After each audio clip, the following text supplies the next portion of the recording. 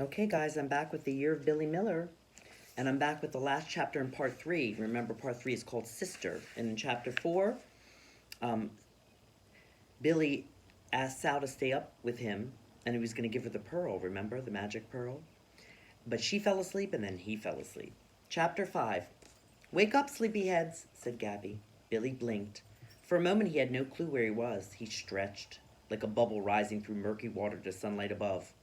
He slowly worked his way to being fully awake and aware. He remembered the night and his failed attempt to stay up until morning, and it disappointed him. He felt he'd been cheated out of something that should have been his. Is it tomorrow? Peeped Sal. It's almost lunchtime, said Gabby. Your mom called from the road. They'll be home in about an hour. Gabby kissed the top of both of their heads. Your dad called earlier to see how the night went. He said to let you sleep in, but I never thought you'd sleep this late. When your mom called, she said to wake you up. How was Dad's show? Asked Billy. Papa's show, said Sal. He said he sold 5 pieces, Gabby told them. He sounded happy. She scooped up the nest of blankets from the floor. Let's get your rooms in shape before they get here. She turned toward Billy. When did you come to Sal's room? She asked. I checked on Sal when I got up and was surprised to see you. I'm not sure. Were you afraid? Nope. You know you can always wake me up. Billy did a combination nug and shrug. Gabby started making Sal's bed. She shook out one of the blankets. The pearl had been caught up in its folds. As the blanket ballooned and settled on the mattress, the pearl shot across the room, hit the wall, and magically rolled to a stop at Sal's feet. The pearl! Cried Sal, raising herself up and down on her toes. I forgot it. She picked it up and brought it to Billy. Did we make it to morning? He flicked her a look that said, You're crazy. He extended his open hand and motioned for her to give up the pearl. Did we make it to midnight? She asked, slipping her hand with the pearl behind her back. Her voice sounded as if she knew the answer. What are you two talking about? Asked Gabby as she smoothed out the bedspread. Nothing, replied Billy. And what is this? Gabby was holding up Cough Drop by his tail. Were you planning on running away in the middle of the night? Is this your pack of provisions?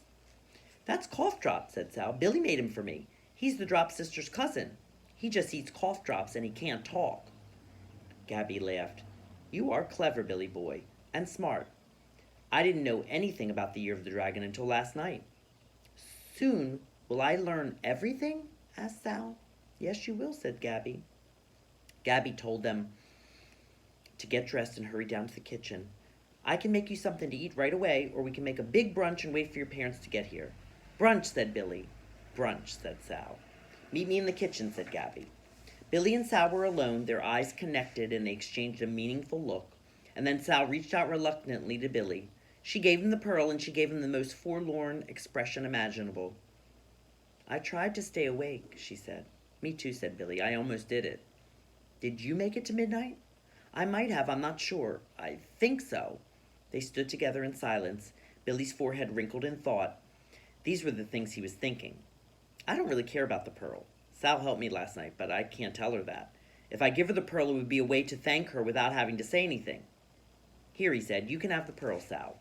Sal took the pearl and kissed it. Thank you, Billy. She hopped with glee and did a little dance, pulling up her nightgown by its hem and swishing it about. See you downstairs, he called as he left. He dressed quickly and straightened his room. He looked under his bed just because. Nothing was there, of course. His mind was ricocheting from one thing to the next. He wondered if Mama would let him play with Ned today. He wondered what Gabby was making for brunch. He hoped that Mama and Papa didn't go away overnight again for a long time. When they were both gone, the air in the house was harder to breathe somehow. He moved the envelope with the dragon stamp to the middle of his desk. He wanted to get down to the kitchen fast. He could hear the promising sounds of pots and pans. But he decided to do something first. He tore a piece of paper from the notebook in his backpack, and he wrote a letter to put in the envelope and mail. The letter said, Dear Sal, we'll make it to morning next time. You're okay. Your brother Billy. He knew that she couldn't read the letter by herself, but he thought she'd like it anyway. And as he was stuffing it into the envelope, he heard joyful shrieks coming from below. Sal. He didn't want to be left out of anything. The envelope could be addressed and sealed and sent later. And now he could sail downstairs to see what the day would bring. And that's the end of chapter 5 in part 3. I'll be back next time with part 4, the last part of the book called Mother.